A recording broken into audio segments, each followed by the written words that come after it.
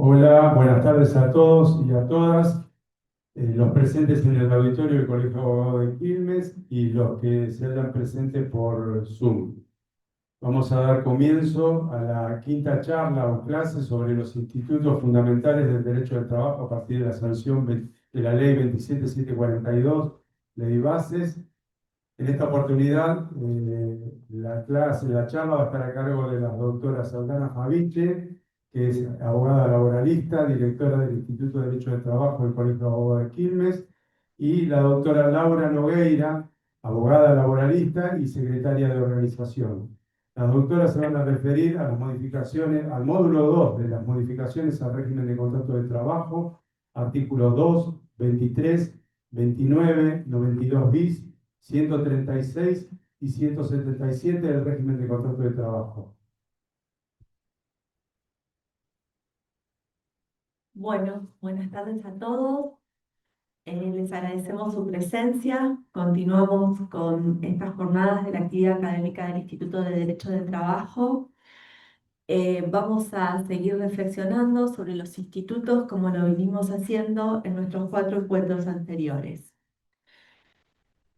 A través de la sanción de la Ley 27742, el legislador, proyectando sobre categorías jurídicas, pretendió establecer que una relación de trabajo no sea una relación de trabajo. Es decir, atacar el concepto de relación de dependencia a través de la reforma. ¿Y cuándo hay contrato de trabajo?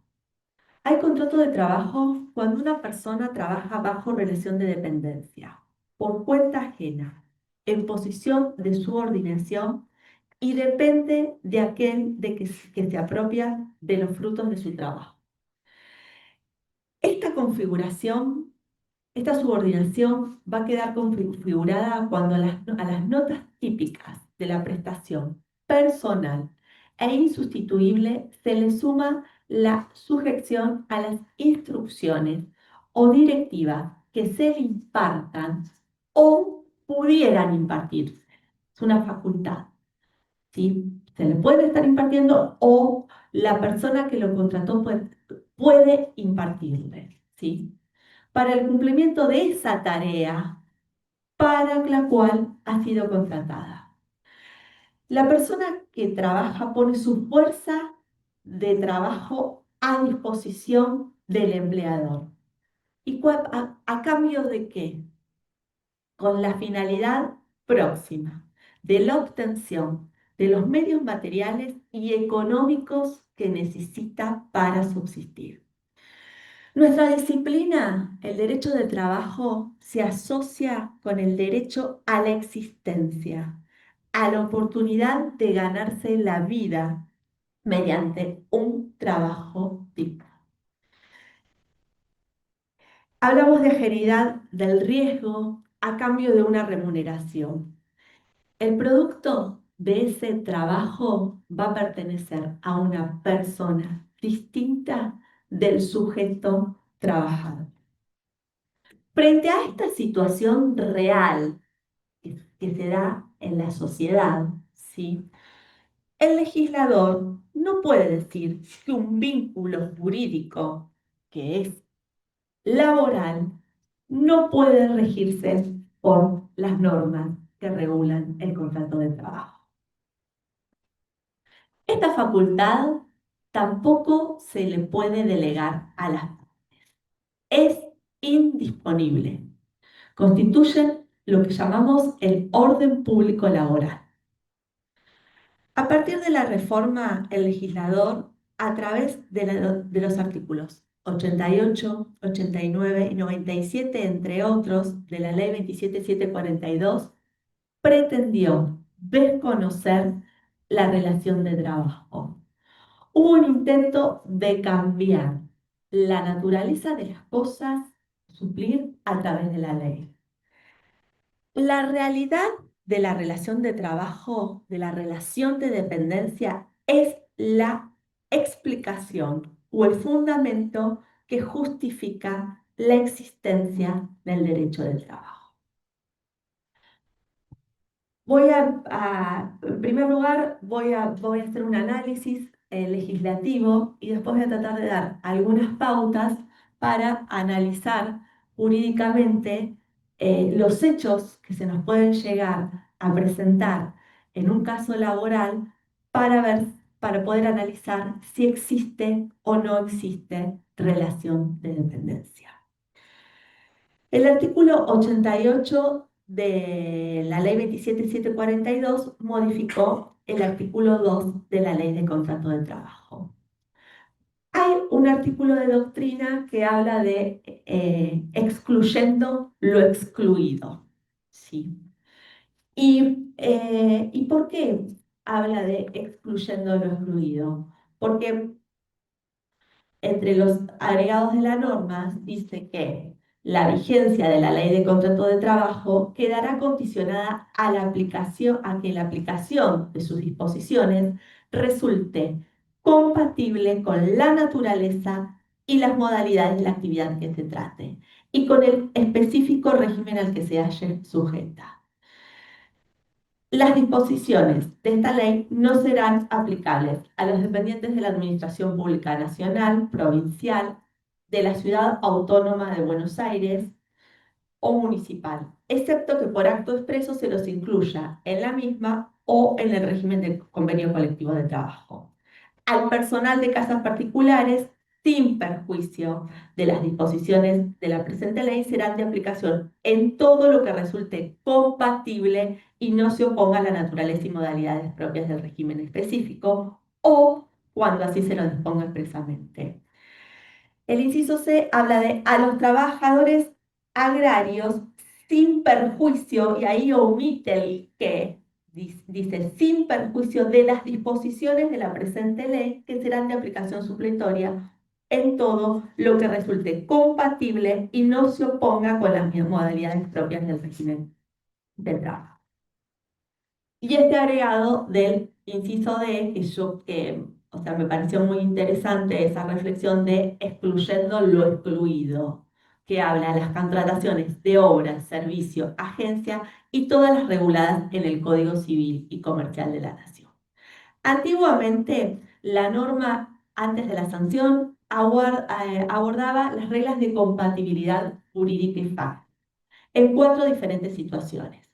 La relación de la ley de contrato de trabajo con los estatutos especiales en general, la relación de la ley de contrato de trabajo con el régimen del personal de casas particulares, la relación de la ley de contrato de trabajo con el régimen del trabajo agrario y la situación de empleo público.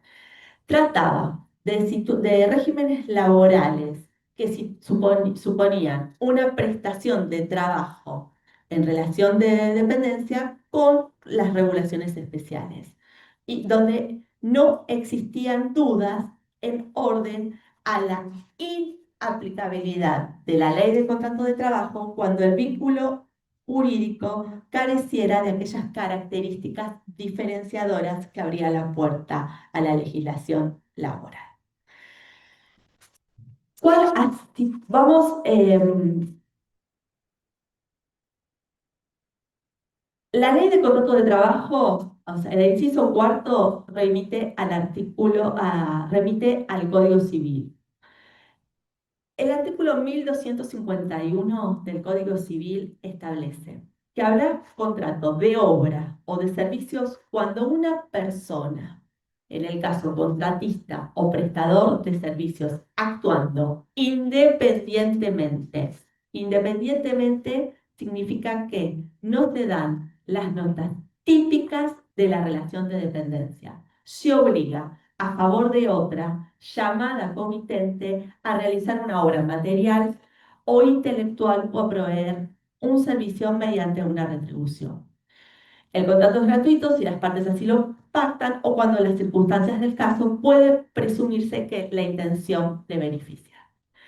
El artículo 252 califica el contrato de obra y el contrato de servicio, diciendo que es de obra cuando se promete un resultado eficaz, reproducible o susceptible de una entrega, y es de servicio cuando se promete cierta actividad con independencia de su eficacia. Pero este mismo artículo aclara que los servicios en relación de dependencia se rigen por la ley laboral. Entonces, el límite entre la aplicación de uno u otro régimen va a ser si existe o no relación de dependencia. Y para eso vamos a tener que analizar la situación fáctica del caso laboral. Eh, si seguimos este análisis, pareciera que este artículo no tuviera consecuencias prácticas, pero el legislador ha buscado un fin o un propósito a través de la sanción de la norma. Eh, Tal vez haya sido compatibilizar o reforzar el contenido de las modificaciones introducidas en el artículo 23, que después vamos a trabajar, o en el artículo 97 de la Ley Bases, que ya es una figura que estuvimos analizando en el segundo encuentro, que es el trabajador independiente con colaboradores.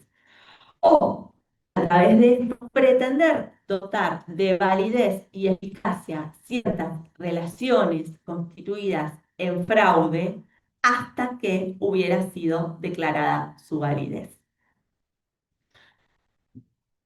Si tenemos en cuenta el artículo 252 del Decreto de Necesidad de Urgencia 7023, que habla de libertad de contratación, que no ha sido suspendida, que modifica el texto del artículo 958 del Código Civil y Comercial, que no ha sido suspendido por la medida cautelar, podríamos afirmar que bajo una nueva forma de libertad de contratación,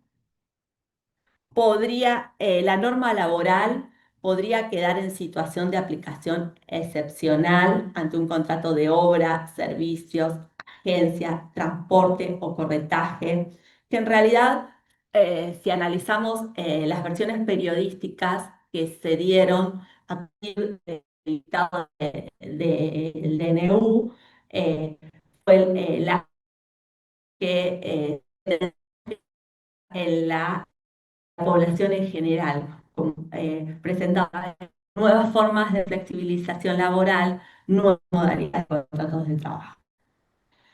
Esta hipótesis es despejada por el artículo 14 bis, que la asegurar la protección de las leyes de las personas que trabajan. El artículo 12 de la Ley de Contrato de Trabajo que consagra el principio de irrenunciabilidad y el artículo 14 de prevención del fraude.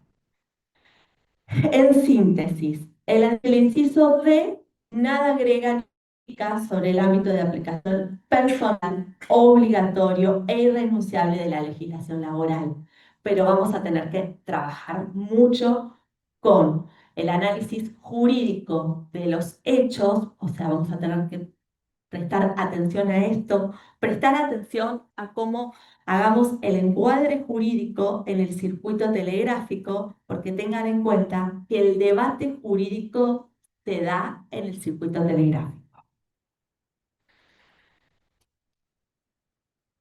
El principio de libertad de contratación, como lo decíamos, tiene límites, que son la ley, el orden público laboral, el principio de buena fe, y en caso de conflicto entre normas indisponibles, siempre por imperio de el artículo 9 de la Ley de Contrato de Trabajo y el principio pro persona, deben prevalecer las normas imperativas de la norma laboral. Tampoco debemos dejar de lado que a partir de la sanción del Código Civil y Comercial, toda norma civil se encuentra sujeta a nuevas reglas que remiten a los tratados de derechos humanos como base de interpretación. Y deben ser interpretadas conforme al artículo 9, 10, 11 y 12. Buena fe, orden público, abuso del derecho, abuso de posición dominante, principio protectorio, justicia social y equidad. En síntesis, para determinar si contratación se encuentra excluida del ámbito de aplicación de la ley de contrato de trabajo, primero debe pasar por el tamiz del principio protectorio.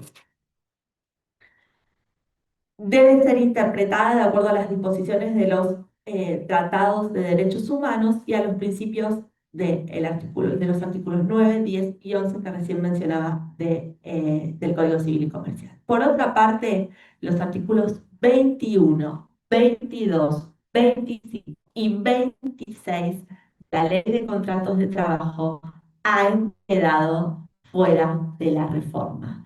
¿Y cuándo hay relación de dependencia?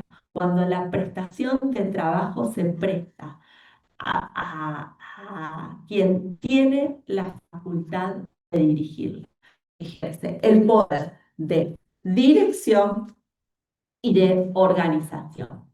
No sé, Laura, si tenés algo para aportar respecto del instituto. No, estábamos hablando respecto, buenas tardes, estábamos hablando respecto del orden de relación normativo, lo mencionaste vos, bueno, respecto a los tratados internacionales de derechos humanos, la Constitución Nacional, y después, bueno, las normas disponibles del Código Civil y Comercial. Más que nada el artículo que mencionaste era el 1251 y el 1252, que claramente dice que cuando los servicios afectados en relación de dependencia sean regidos por las normas de derecho laboral.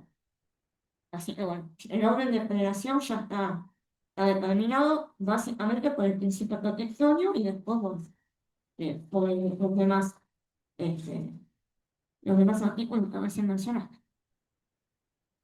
Gracias. No sé si hay alguna consulta o seguimos con... Bueno, el artículo 89 de la ley 27.742 trajo aparejada la pretensión de debilitar la presunción del artículo 23.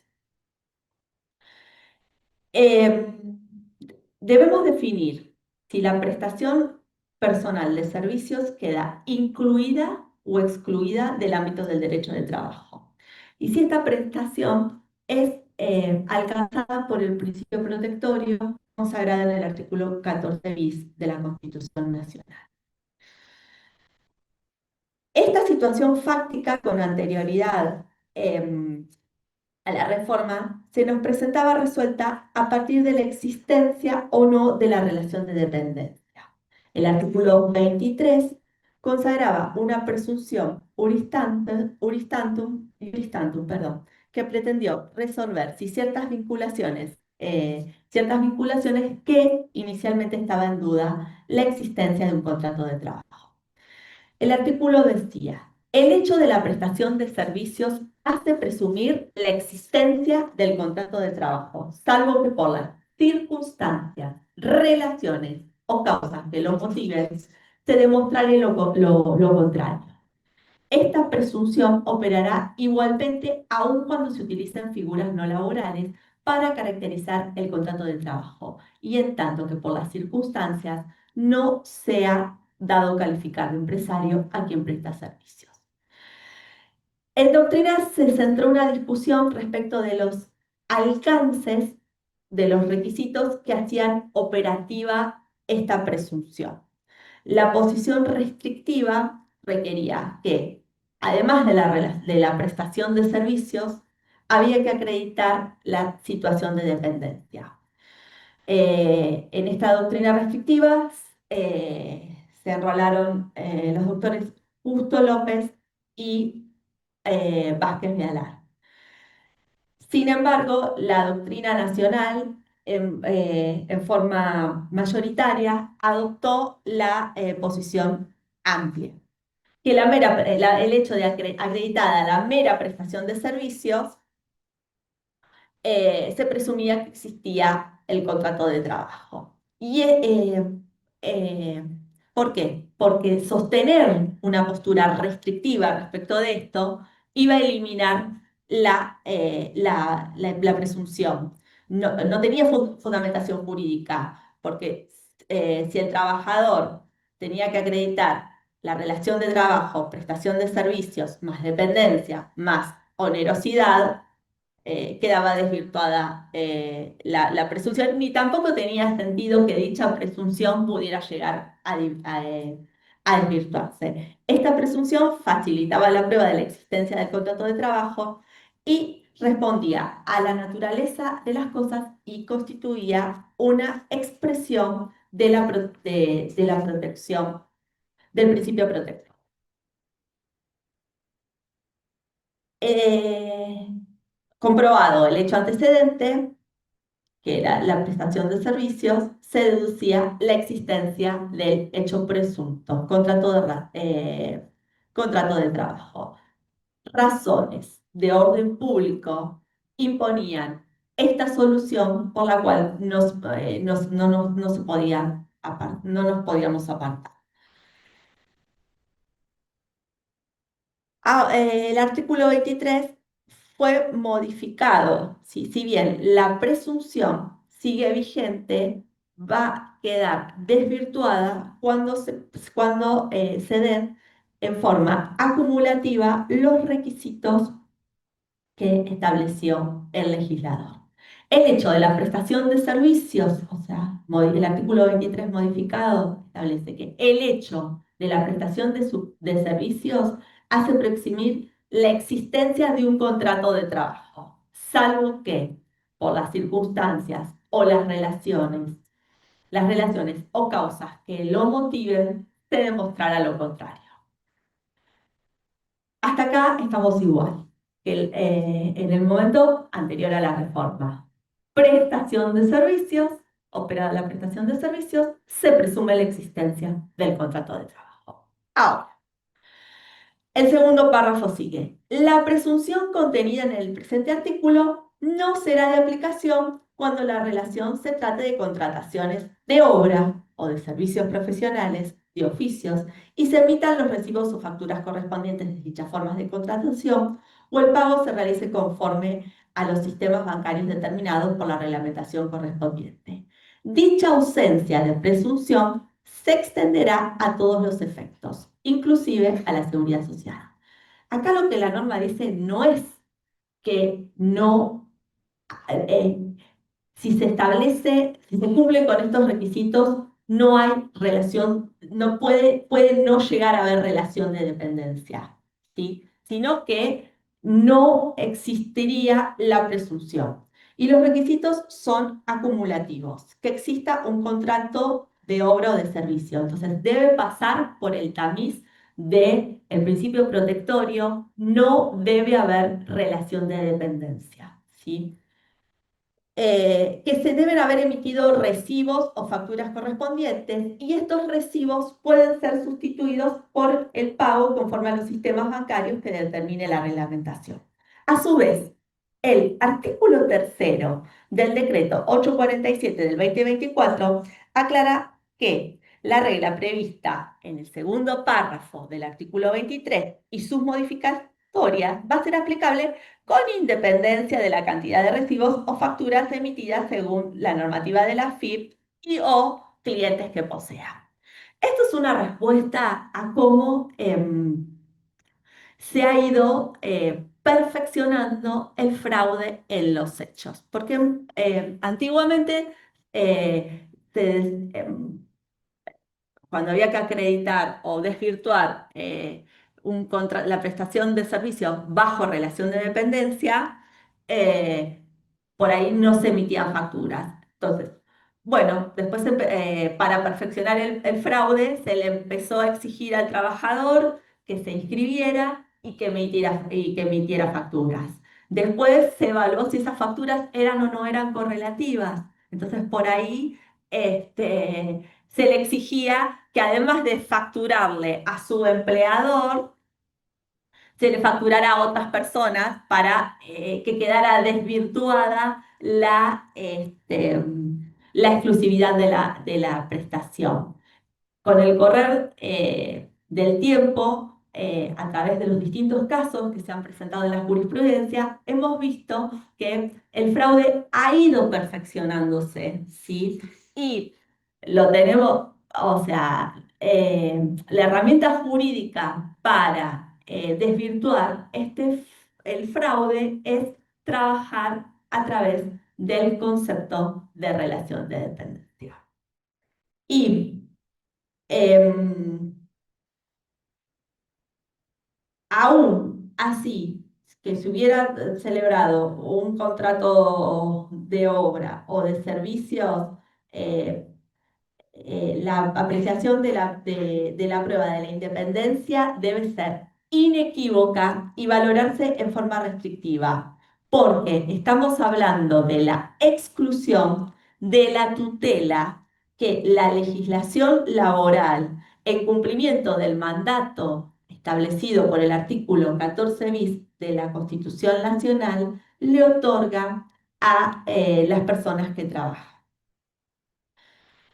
Em, Se podría haber legislado en forma más progresiva, ¿sí? Por ejemplo, la recomendación de la OIT 198 del año 2006 establece que la existencia de una relación de trabajo debería determinarse principalmente de acuerdo con los hechos relativos a la ejecución del trabajo.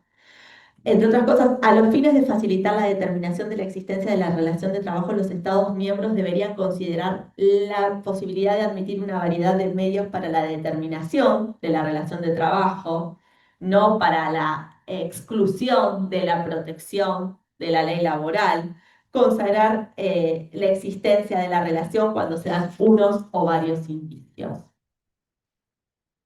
Acá llegué con la presunción del 23. Bueno, lo que quería agregar en este tema es, bueno, en la realidad nos ha demostrado que existen un sinnúmero de situaciones en las que formalmente se visten de una manera y la situación real es diferente. Hay dependencia jurídica, técnica y económica. Y ahí es donde el legislador laboral concluyó que es el campo jurídico donde debe actuar la presunción del vínculo jurídico laboral. Entonces, bueno, en base a los artículos 9, 12, 13, 14, 55, 115, estamos en presencia de una relación laboral. La reforma del artículo 23 intenta reducir drásticamente su campo de acción cultivo y bueno, siendo mayormente que los supuestos de las figuras excluyen de su operatividad las solicitudes más frecuentes. Así que bueno, es como una reforma que en consonancia al resto del articulado de la ley de contrato de trabajo, era un poco dañina porque bueno, tenemos otras herramientas como para demostrar la relación laboral. Sí, y también tenemos que tener en cuenta que si bien esta norma regula un aspecto que puede ser considerado procesal, cómo se prueba la relación de trabajo, teniendo en cuenta la fundamentación que se dio en el primer encuentro, o sea, aquellos contratos de trabajo que hubieran sido constituidos con anterioridad al 9 de julio del 2024, se le va a aplicar el artículo 23 en su redacción anterior, porque la norma formó parte de la Constitución, de los derechos y obligaciones del contrato de trabajo.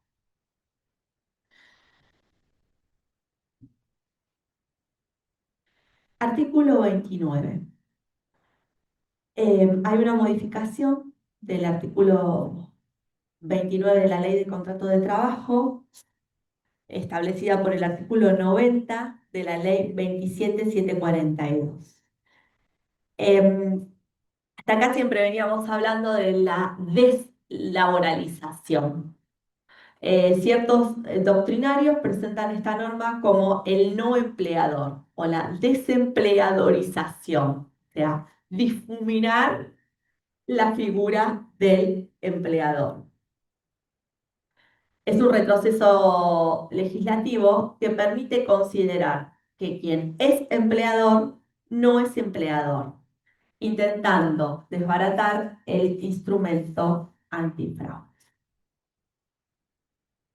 El artículo 29 habla de supuestos de mediación intermediación, solidaridad o subsidiariedad, cuando en realidad se está hablando de, la norma regula un supuesto de interposición de persona del empleado. Y establece que los trabajadores serán considerados empleados directos de aquellos que registren la relación laboral. O sea, privilegia la forma por sobre la realidad fáctica, sin perjuicio de haber sido contratados con vistas a utilizar su prestación o de terceras personas. La empresa usuaria, o sea, aquella empresa o aquel empleado que recibe a estos trabajadores, será responsable solidaria por las obligaciones laborales y de la seguridad social respecto de los trabajadores proporcionados, exclusivamente respecto de aquellas devengadas durante el tiempo de efectiva prestación de esta última.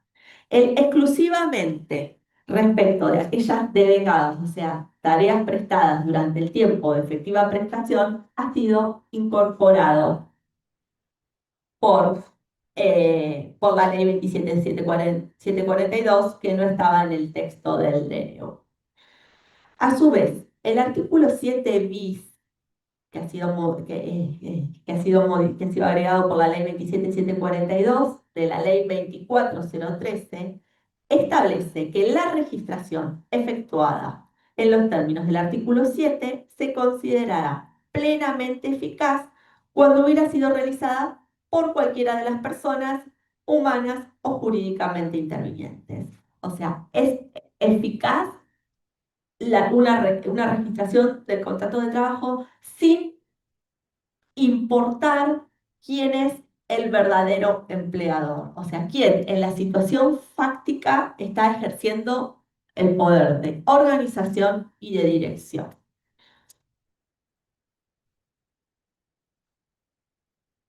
Eh, el término mediación e intermediación tienen el mismo significado, es intervención de un tercero para acercar a las partes, un futuro trabajador o con un futuro empleador, pero no es la hipótesis que está regulando el artículo 29. El término de subsidiariedad que utiliza el título de la norma es confuso e injustificado, porque subsidiariedad se opone al término de solidaridad. Subsidiariedad, hablamos de existencia de un deudor principal y otro secundario, cuya obligación nace ante el incumplimiento del primero.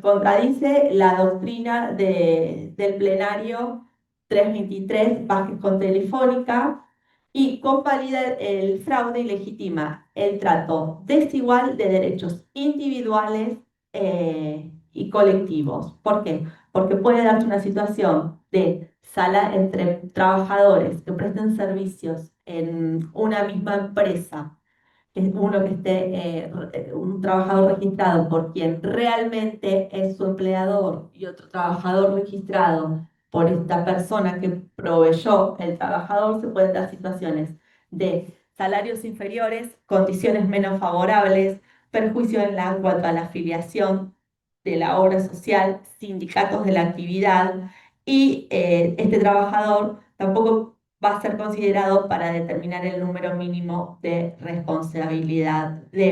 representación sindical. La ley no puede negar la condición de empleador a quien recibe la prestación de una persona trabajadora en condición de subordinación. Esta norma intenta desactivar la protección antifraude, estableciendo que el empleador sea quien registre la relación. No supera el test de constitucionalidad porque se está desprotegiendo a las personas que trabajan. Sin perjuicio de eso, vamos a tener en cuenta que cuando nosotros pedimos la declaración de la inconstitucionalidad de la norma a esa situación particular, vamos a tener que acreditar también el perjuicio que se le está provocando. Entonces, no podemos limitarnos a mencionar la inconstitucionalidad. El fallo Pérez Condisco estableció que la naturaleza jurídica de una institución debe ser definida fundamentalmente por los elementos que la constituyen, con independencia de los nombres que el legislador o particulares le atribuyan. Cualquier limitación que se pretendiera ignorar bajo el ropaje del nomen iuris es inconstitucional. Y esta situación se da cuando se desconoce el carácter de empleador a quien recibe la prestación de trabajo, sobre quien ejerce los poderes jerárquicos propios de una relación de dependencia y se apropia de los frutos de su actividad.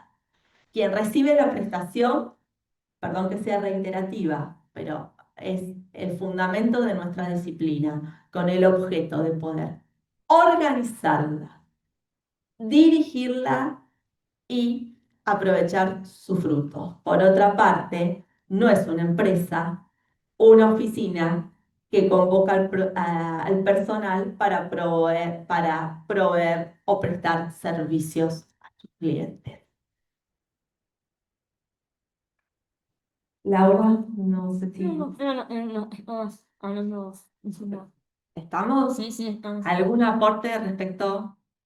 Bueno, respecto del instituto de periodo de prueba, si bien estuvimos analizando algunos aspectos en nuestro segundo encuentro, está regulado en el artículo 92 bis. La reforma amplió el periodo de prueba de 3 meses a 6 meses, pudiendo ampliarse por convenciones colectivas de trabajo hasta 8 meses,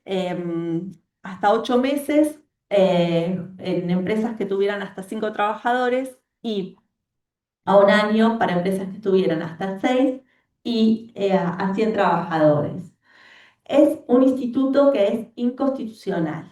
¿Por qué? Porque el artículo 14 bis establece que el trabajo en sus diversas formas gozará de la protección de las leyes, establece el deber del legislador de la protección contra el despido arbitrario y un ataque al principio de estabilidad de las personas, de las personas que trabajan.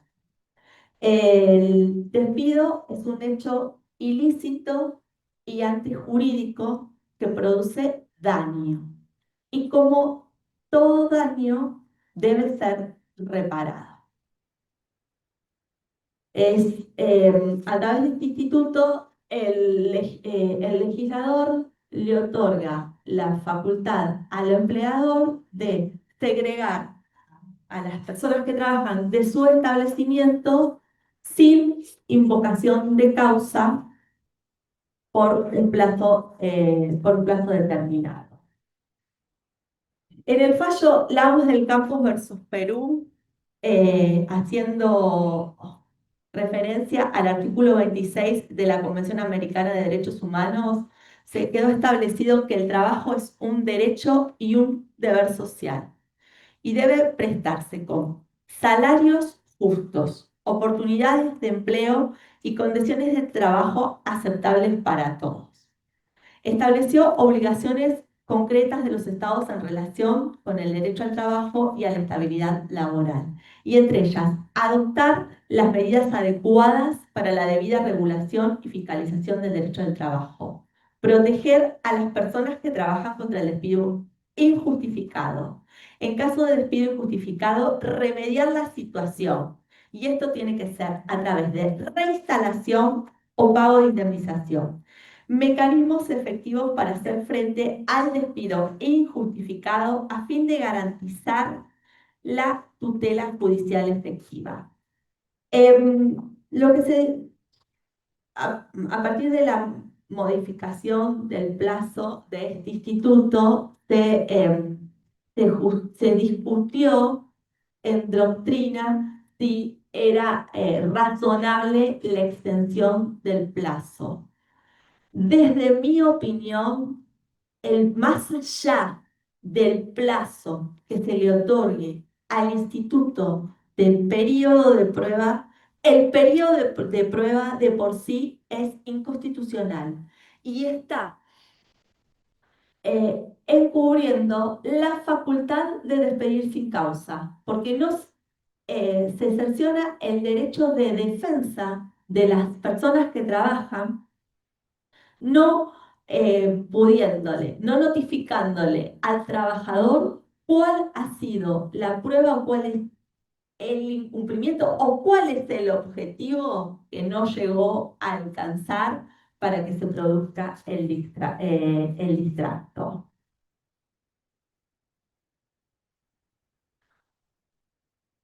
Por supuesto que la norma regula que si no se registra el contrato de trabajo, se entiende que el empleador ha renunciado a este periodo de prueba. Lo mismo que si es contratado más de una oportunidad, una misma persona para un mismo empleador. Y la recomendación sobre terminación del contrato de trabajo número 166 de la OIT impone la exigencia de razonabilidad, ¿sí? Y no supera el test de razonabilidad que a través de entre las cuestiones reguladas en el instituto, por ejemplo, que una persona que trabaja pueda demorar un año, si así está establecido por una convención colectiva de trabajo, en lograr el derecho a la estabilidad al empleo. Bueno, respecto del periodo de prueba, en el derecho comparado hay diferentes plazos. El plazo más largo del periodo de prueba en la actualidad es el de España, el cual está siendo duramente criticado por la crisis ocupacional que ha generado. El Estatuto de los Trabajadores, en su artículo 14, dice lo siguiente en relación con cuál es la duración máxima del periodo de prueba. 6 meses para los técnicos titulados, 2 meses para los demás trabajadores, 3 meses en las empresas de menos de 25 trabajadores y para los trabajadores que no sean técnicos titulados, 1 mes para los contratos temporales de menos de 6 meses. En Francia, por su parte, el periodo de prueba debe ser acordado entre las partes si el contrato de trabajo tiene duración indeterminada. Las partes estipulan el periodo de prueba que puede extenderse de 1 a 3 meses.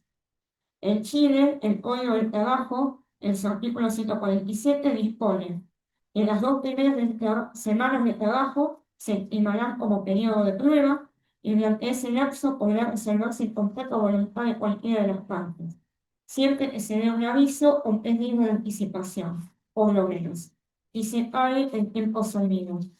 En Brasil, el periodo de prueba no puede ser de más de 90 días y los contratos definidos con una duración limitada solo son válidos hasta un periodo de 2 años.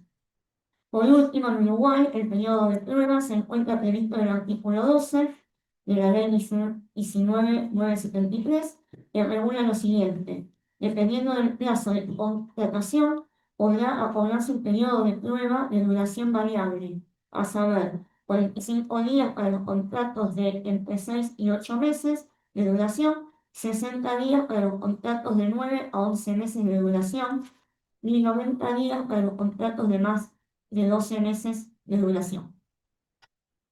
Bueno, el plazo de 6 meses de la nueva reforma es sumamente excesivo, extenso, innecesario y por lo tanto irrazonable y arbitrario. Carece de justificación que un empleador cuente con tan extenso margen temporal para probar si un trabajador resulta o no apto para el cargo de la función. El periodo de prueba anterior, que también era cuestionado por nosotros, igualmente resultaba suficiente para que las partes evalúen el contrato de trabajo.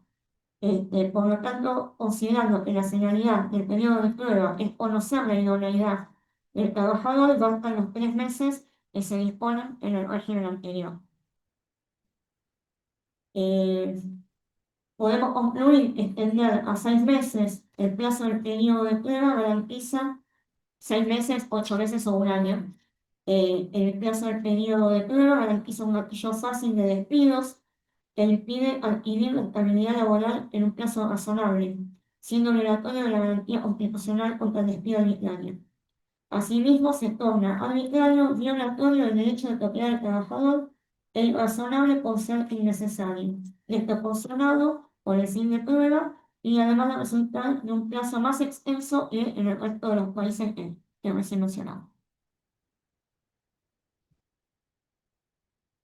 Tenemos que tener en cuenta que cuando se utilizan formas de contratación en fraude a la legislación laboral, se están afectando las condiciones dignas y equitativas de labor de las personas que trabajan. En esto debemos tener en cuenta la jornada limitada, el descanso, las vacaciones pagas, la retribución justa, el concepto de igual remuneración por igual tarea y la protección contra el despido arbitrario. Ante la existencia de la prestación de servicios, en el análisis fáctico y jurídico debe seguir operando la presunción del artículo 23, primer párrafo, principio de irrenunciabilidad, artículo 12 y 13 de la Ley de Contrato de Trabajo, principio de primacía de la realidad, artículo 14 y 21, principio de indemnidad, artículo 19 de la Constitución Nacional, principio de estabilidad, el principio y el principio pro persona. Configurada la relación de dependencia, ¿cómo vamos a actuar? Vamos a intimar al cumplimiento efectivo de la obligación que se está incumpliendo, al registro de la relación laboral, al pago de los salarios y o diferencias salariales, al pago de las indemnizaciones si correspondiera. En la intimación deben consignarse los términos en los que se prestan o prestaron servicios. Fecha de inicio, lugar de tareas, categoría laboral, jornada de trabajo, tareas realizadas, remuneración, medio y o forma de pago de las mismas. Yo, cuando es una intimación al registro del contrato de trabajo, sigo utilizando el plazo de la ley 24013.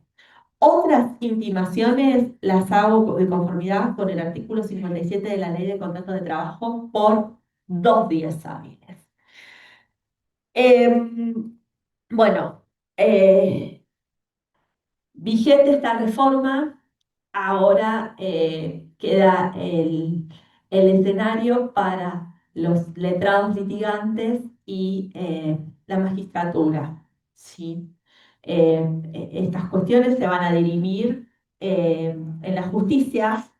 El ámbito de debate tiene que ser protectorio, tiene que asegurar que se cumpla con el principio de irrenunciabilidad, una jurisdicción especializada, o sea, lo tienen que resolver los jueces del trabajo con competencia exclusiva, con perspectiva de género, que se siga respetando el principio de la gratuidad, el acceso a la justicia y que esté garantizado el derecho de defensa en sentido formal y sustancial. Esto no es solo acceder a la justicia, sino que la respuesta que reciba de la justicia sea una solución justa. Y una solución justa no es otra que no sea una solución protectoria en los términos del artículo 14 bis de la Constitución Nacional y de los tratados de derechos humanos. ¿Sí? En el ámbito de la provincia de Buenos Aires, tenemos que tener en cuenta que el artículo 8, inciso cuarto de la ley 15057, que es la ley de procedimiento, establece que los jueces tienen la obligación, bajo pena de nulidad, de fundar sus sentencias respetando la jerarquía de las normas vigentes y los principios de congruencia y progresividad. Y esta es la prestación que nosotros como letrados le debemos reclamar a la justicia, porque la sentencia no es otra cosa que una norma material individual que se va a aplicar al caso que nosotros estamos llevando y la cual va a tener que respetar la jerarquía de las normas vigentes, los principios de congruencia y progresividad. Seguimos con el artículo que viene en el programa. No sé si me olvidé de Sí, escribir ¿empecé? eh, No. dale. Sí, no, el 177. Sí, Bueno, vamos a hablar ahora del artículo 177. eh, el régimen de contrato de trabajo, el artículo 7 se refiere al trabajo de mujeres. El capítulo 2 determina la protección de la maternidad. Como bien sabemos, desde el comienzo, en que la trabajadora notifica en forma fehaciente su embarazo, goza de estabilidad en el empleo. La notificación debe realizarse señalando está embarazada, de cuántas semanas de embarazo y la fecha probable de parto. Por supuesto que a la hora de notificación fehaciente, aconsejamos que la misma sea con telegrama ley y en lo posible sea antes de comunicárselo a sus compañeros de trabajo, siempre que se viene que la trabajadora primero notifica al empleador y después a sus compañeros. Muchas veces ha pasado que saludaron a una trabajadora, la felicitaron todos y al otro día se encontró con la sorpresa del despido. La ley base que lleva el número 27742 a través del artículo 93 sustituyó el artículo 177 de la ley de contrato de trabajo. Esa ley que se refiere a la permisión de trabajar y a la conservación del empleo de la trabajadora embarazada. El artículo se refiere a la licencia por maternidad y si bien en su mayor parte permanece intacto, se han modificado dos aspectos. En primer lugar, se modifica la denominación que se le otorga a la persona protegida. Ya no se habla solamente de la mujer como destinataria específica de la protección, sino que ahora se refiere al personal femenino o persona gestante, persona trabajadora o persona gestante, mujer o persona gestante. De tal modo que la norma tiene en cuenta como corresponde la situación de las personas transgénero, de las no binarias o de aquellas que se identifican con un sexo o género diferente a aquel con el cual nacieron. Todo ello al amparo de la Ley 26 del 43 de Identidad de Género. Claro que la única que puede gestar es la especie humana perteneciente al sexo femenino, pero bueno, parece conveniente hablar de la persona gestante porque la expresión resulta más amplia y no discriminatoria. Más todavía, a nuestro modesto entender, la norma podría haberse referido en todo momento exclusivamente a la persona gestante, ya que de esa forma incluye a la mujer, a la trabajadora y al personal femenino. Hasta aquí la reforma no resulta trascendental. La segunda modificación introducida es la más importante y es la posible reducción del plazo de licencia previa al parto. Si bien en un primer momento el párrafo del artículo ratifica que se mantiene la previsión de trabajar durante los 45 días anteriores al parto hasta 45 días después de ocurrir el mismo, el segundo párrafo establece que la persona interesada podrá optar porque se reduzca la licencia anterior al parto, en tal caso no podrá ser inferior a 10 días. El resto total de la licencia se acumulará al periodo de descanso posterior al parto. En el caso de nacimiento pretérmino, se acumulará al descanso posterior todo el lapso de licencia que no se hubiere gozado antes, de modo de completar los 90 días. Recordemos que en los términos del texto anterior del artículo 177, la mujer tenía derecho a reducir el plazo de permiso de 45 días anteriores al parto, el cual no podía ser inferior a 30 días, acumulándose el resto del periodo de la licencia posterior al parto. El nuevo artículo ha venido a modificar la extensión de la reducción del plazo de licencia previa al parto. En sus nuevos términos no podrá ser inferior a 10 días. En tanto que la persona gestante puede reducir el permiso anterior al parto, el resto se acumula al lapso posterior, es decir, que gozaría de 80 días de licencia después del parto. Esto es básicamente lo que cambió el artículo. La adaptación de los plazos viene muy bien cuando la persona lleva adelante un embarazo sin dificultades. Y viene muy bien si es realmente la mujer quien hace uso de dicha opción, porque le permitiría permanecer más tiempo con su hijo después del nacimiento. No obstante, muchas veces las personas gestantes no son quienes determinan tal situación, no son quienes eligen voluntariamente. Entonces, lo que podría ser una ventaja termina atentando contra su salud y la salud de la persona por nacer. Cuando hablamos de licencia por maternidad, muchas veces pensamos en trabajos administrativos, de oficina, inclusive home office. Pero como abogados laboralistas, nos consta que en el universo laboral femenino se incluye todo tipo de trabajo. Hay mujeres de maestranza levantando baldes, barriendo, manejando lutadoras o expuestas a ciertos productos químicos. Hay mujeres en la seguridad privada que permanecen 8, 10, 12 horas paradas. Mujeres operarias que hacen movimientos repetitivos y constantes. Mujeres en el comercio levantando peso, bolsas, cajas. Mujeres en el ámbito de la salud expuestas a agentes de riesgo. En fin, todas las opciones posibles. El embarazo no es una enfermedad y el trabajo durante el mismo no representa un riesgo en sí. Sin embargo, durante el embarazo, el parto y el periodo posterior, existen riesgos particulares para la salud de la persona gestante y de su hijo, lo cual implica la necesidad de una protección especial en el lugar de trabajo.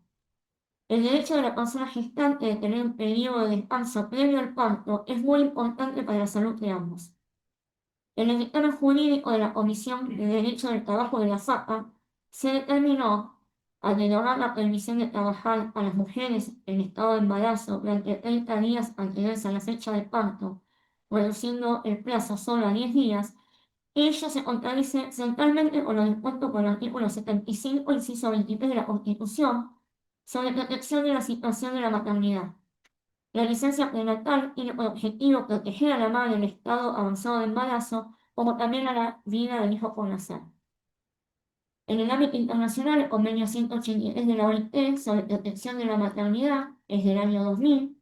En su artículo 4 determina que debe haber una licencia total de al menos 14 semanas y establece que una vez producido el parto, teniendo debidamente en cuenta la necesidad de proteger la salud de la madre y del hijo, debe haber un periodo de 6 semanas de licencia obligatoria posterior al parto. Como consecuencia de ello, se contemplan 8 semanas, 56 días de licencia prenatal. Cabe resaltar que este convenio no fue ratificado por la Argentina. La recomendación 191 del año 2000 recomienda 18 semanas de licencia total. Por su parte, la justicia laboral ha sido testigo de las pérdidas de embarazos de mujeres por razón de su trabajo, como ha sucedido en el recordado fallo de la Corte Suprema Bisone del 4 de junio de 2013. Ese fallo se refiere a una pérdida de embarazo de una trabajadora con 34 semanas de gestación, riesgo este que se acrecienta notablemente mientras más se acerca la fecha del parto. Lo que sugiere la norma, imprudentemente, es reducir el periodo de licencia prenatal, exponiendo a riesgos vitales a la mujer embarazada y a su hijo por nacer. El referido fallo es Bisone Gloria Beatriz con Hospital Vicente López y Planes, Unidad Hospitalaria General Rodríguez sobre accidente de trabajo, y en el mismo la actora cumplía funciones de mucama de hospital, trabajando para el hospital demandado, y en ocasión de su trabajo, hallándose en el sector de lavado y planchado, ocurrió el infortunado episodio. El día del acontecimiento, en la época de verano, 4 de febrero de 1987, el ambiente laboral se caracterizaba por un intenso calor que emanaba de las máquinas de planchado existentes en el lugar, donde ella cumplía sus funciones habituales. Ella se encontraba en un estado de embarazo bastante avanzado, de 34 semanas, cuando sufrió una fuerte hemorragia metrorragia. En la urgencia debió ser intervenida en el mismo establecimiento, se le practicó una cesárea y dio a luz un niño, quien sin superar las malas condiciones del prematuro nacimiento, falleció al día siguiente. Bueno, en resumen, la reducción de la licencia prenatal vulnera el artículo 14 bis, en su tercer párrafo refiere a la protección integral de la familia, La Declaración Universal de los Derechos Humanos, artículo 25, inciso 2, la maternidad y la infancia tienen derechos a cuidados especiales. La Declaración Americana de Derechos y Deberes del Hombre, artículo 7, toda mujer en estado de gravidez o en época de lactancia, así como todo niño, tiene derecho a la protección, cuidados, ayudas especiales. El Pacto Internacional de Derechos Económicos, Sociales y Culturales, artículo 10, se debe conceder a las madres la más alta protección y asistencia posible durante el periodo de tiempo razonable, tanto antes como después del parto. La Convención sobre la Eliminación de todas formas de discriminación contra la mujer, el artículo 11, inciso 2, la protección especial a la mujer durante el embarazo, en los tipos de trabajo que se haya aprobado que pueden ser perjudiciales para ella. Y finalmente la Convención sobre Derechos del Niño, artículo 24, inciso D, el Estado debe asegurar atención sanitaria prenatal y postnatal para las madres. Es importante resaltar que el artículo fue modificado, pero sin avanzar ni incluir los supuestos de licencias especiales para el caso de nacimientos de niños con discapacidad, nacimientos múltiples o para los casos de adopción. Por su parte, el artículo 39 de la Ley 26.844, referido al personal de casos particulares, no fue modificado con la Ley Bases, por lo que se mantienen los periodos de licencia de siempre, 90 días en total, pudiendo la trabajadora optar por trabajar hasta 30 días anteriores al parto. Por respuesta, ratificando todo lo dicho anteriormente por mis colegas del instituto, se resalta que la reforma es regresiva, peyorativa, atenta contra la dignidad del trabajador, en este caso de la persona gestante, y se ha perdido una oportunidad para empezar a tratar seriamente las licencias parentales. Se ha desperdiciado nuevamente la oportunidad de aproximarse al cumplimiento del convenio 156 de la OIT del año 1981, que es el convenio sobre los trabajadores con responsabilidades familiares. El convenio fue aprobado por el Congreso Nacional en el año 1986, mediante la Ley 23451, y ratificado por la Argentina en el año 1988. El convenio 156 intenta lograr plena igualdad entre el hombre y la mujer, por lo que el legislador debe adoptar medidas necesarias para que una y otro puedan tener igualdad de oportunidades para ejercer sus derechos y asumir responsabilidades familiares. Nada de esto está contemplado por cuanto el artículo 158 de la Ley de Contrato de Trabajo otorga al padre solamente 2 días corridos de licencia. Esto también explica que la persona gestante muchas veces postergue tanto como pueda el inicio de la licencia. Para finalizar, quiero hacer referencia a 2 sentencias. Una nueva, del 25 de marzo de 2025, de la Sala 7. La misma fue publicada en Micro Juris el 2 de junio pasado. El expediente es MEP contra Banco de la Ciudad de Buenos Aires, Sociedad Anónima y otros sobre despido. Y en el mismo se determinó que la trabajadora debe ser indemnizada por haber sido despedida mientras estaba embarazada, aún encontrándose en periodo de prueba. Dice el fallo, es procedente concluir que la decisión de la demandada de poner fin a la relación laboral que los unía durante el periodo de prueba no obedeció a que la prueba no reunía las condiciones para el puesto para el que se le había contratado, sino a su estado de gravidez. Por ello, resultó procedente la indemnización agravada. Y otra sentencia importante para resaltar es de la Sala 1 de la Cámara Nacional de Apelaciones del Trabajo, de fecha 22 de febrero, LEA con otro Centro Integral de Comercialización sobre despido, en donde se determinó el despido de la persona trabajadora por el hecho de encontrarse embarazada constituye violencia de género, y en concreto es un acto ilícito de discriminación contra la mujer, producido en la esfera de su empleo. Por dicho motivo, la sentencia se otorgó una indemnización por daño moral, independientemente de la indemnización agravada del artículo 182. Para así resolver, la doctora Vázquez, que fue quien emitió el primer voto al que adhirieron sus colegas, invocó la ley 23.592, la ley antidiscriminación, la Convención sobre la Eliminación de todas formas de discriminación contra la mujer, la cual posee rango constitucional, y fija expresamente en el artículo 11, apartado 2, la prohibición de despido por motivo de embarazo. Y a su vez, invocó el artículo 35 de la ley 26.485, es la Ley de Protección Integral para prevenir, sancionar y erradicar la violencia contra las mujeres en los ámbitos en que desarrollen sus relaciones interpersonales, que permite a la mujer víctima de violencia de género, en cualquiera de sus tipos y modalidades, reclamar una reparación plena, o sea, una reparación civil por los daños y perjuicios según las normas comunes que rigen en la materia. Bueno, terminamos el 175. Gracias, Laura. No sé si hay algún comentario, algún aporte. Se hace por- Bueno, les agradecemos a todos los que están conectados la presencia en la jornada de hoy, a todos los que están presentes, a nuestros compañeros de instituto. Gracias, Laura. Un placer compartir. Gracias.